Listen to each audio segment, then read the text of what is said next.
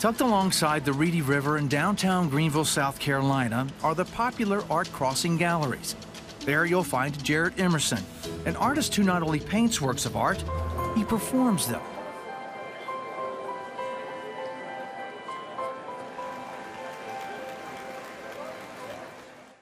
A number of his performances have been portraits of celebrities who are sometimes in the audience.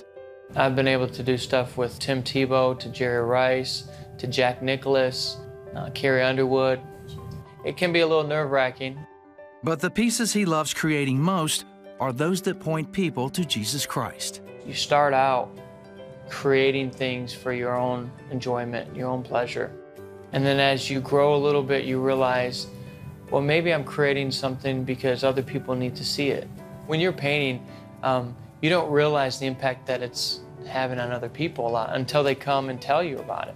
But to have someone come to you and say, man, you know, I just haven't been coming to church in a while, or I just been falling from God, and that painting really spoke to me. For some reason, in seeing that painting of Jesus, it was like him telling me, hey, I'm here. Jared was brought up in a Christ-centered home in Michigan. He remembers when his own faith in God became real when he was 5. But I knew for me, my heart changed. And so instead of me thinking I was a filthy rag, I realized that I was actually his child, and he loved me regardless of whether I obeyed or disobeyed. I just know that I wanted to, as I grew older, to please him more and learn and try to please myself less. He discovered his gift for art around 7th grade, but he had other things on his mind. At a young age, I wanted to play basketball. That was my dream, my hopes, my ambitions. Sports was my life. Being an artist wasn't really something that I thought I could be one day. Even so, Jared continued honing his artistic skills. It wasn't until after spending a year in Bible college and working in sales a couple of years that he decided to pursue a career as an artist. I think it started with me understanding the path that I was going down was trying to figure out how to be successful, how to make a living, how to have a family, take care of them with art. Within a few years, he discovered how God wanted him to use his gift. It started when Jared's church made some videos of him painting and showed them during their services.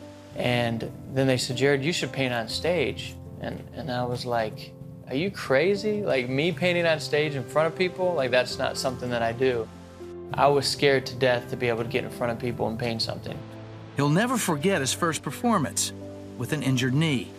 And I realized I am on a slick surface, I have a bum knee, the paint starts seeping into the canvas. And so my first thought is selfishly, hey, what am I doing up here? I'm gonna come up here, throw some paint, fall down, and what's the purpose of that?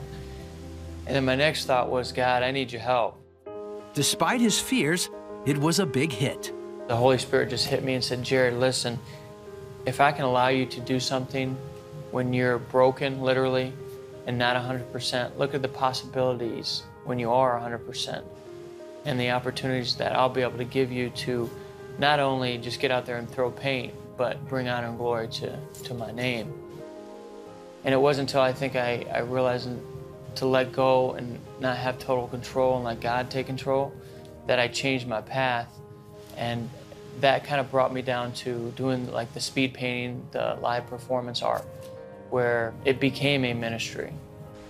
Requests for Jared's performances started coming in from all directions, allowing him to open his Greenville studio in 2006.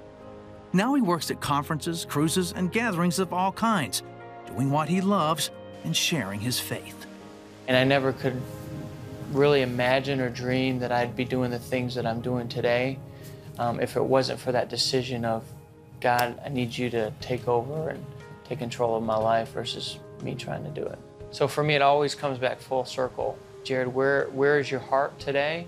How focused are you on my son? And not just creating art, but hopefully touching lives in the process. I know I can't touch a life, but I know God can touch a life.